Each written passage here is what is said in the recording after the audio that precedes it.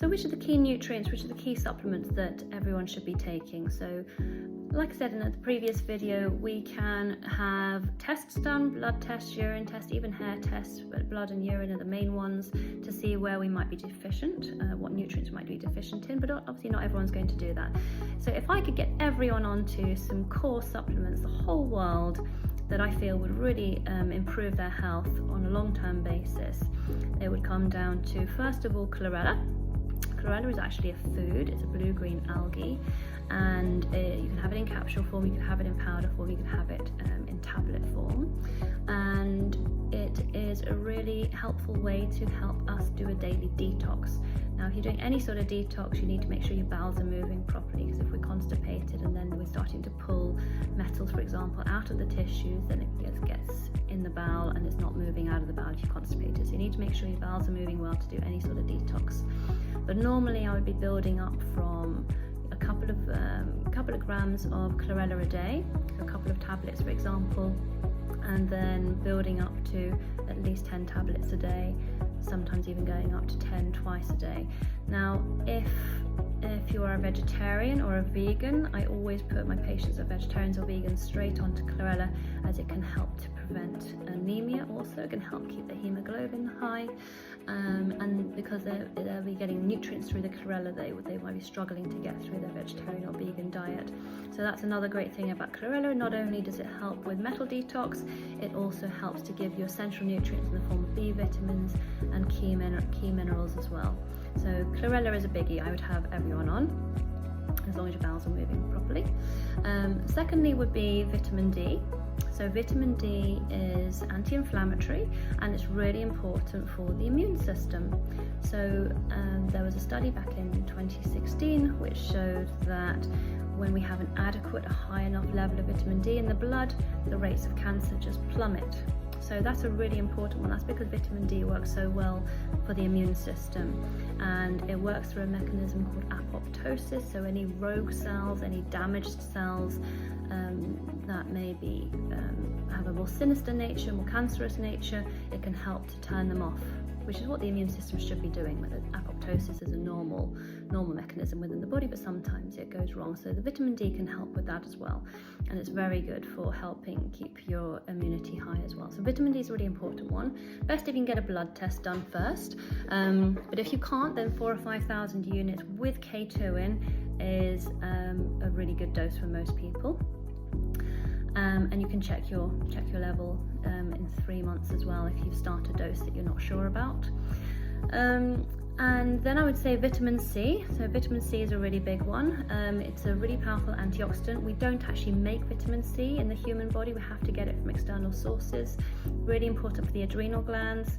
If you take high enough doses, it can really help to clean out the bowel as well. So we can take vitamin C to bowel tolerance, we say, which means you keep increasing the dose to the point at which we are just short of diarrhea. So it's the dose which is just short of that which would cause diarrhea. So you keep increasing each day. If you start to get loose bowels, you pull down to the dose just below that held your bowels at nice, well-formed stool. Okay. So for most people, vitamin C 1 gram twice a day, or even 4 times a day, and then like I say, you can increase it to bowel tolerance. So that's vitamin C. And then essential fatty acids are a really important one, very anti-inflammatory, very important for brain function, the nervous system, very important for cell membrane repair. So essential fatty acids, you just need to be careful with the source of it, because we're concerned about pollution these days from the seas and fish farms. So if it's cod liver oil, for example, we do have a concern about that now. But you can have essential fatty acids from anchovies, for example, if you just check the back, if it's from small fish like that, or even from certain types of algae or krill. So these are much smaller fish. Generally, if you're worried about toxicity from the sea and fish farms, you want to go for the much smaller fish anyway in your diet. So fish, essential fatty acids, a couple of grams a day is really helpful for most people as well. And then magnesium. Magnesium is really important in the synthesis of enzymes, so making enzymes in the body, and enzymes are needed to help us break down our food and to extract the essential nutrients from our food. Also really important in protein synthesis and electrolyte balance, important for muscles, nervous system, teeth, bones, so it plays a really important function. And most people are quite magnesium deficient.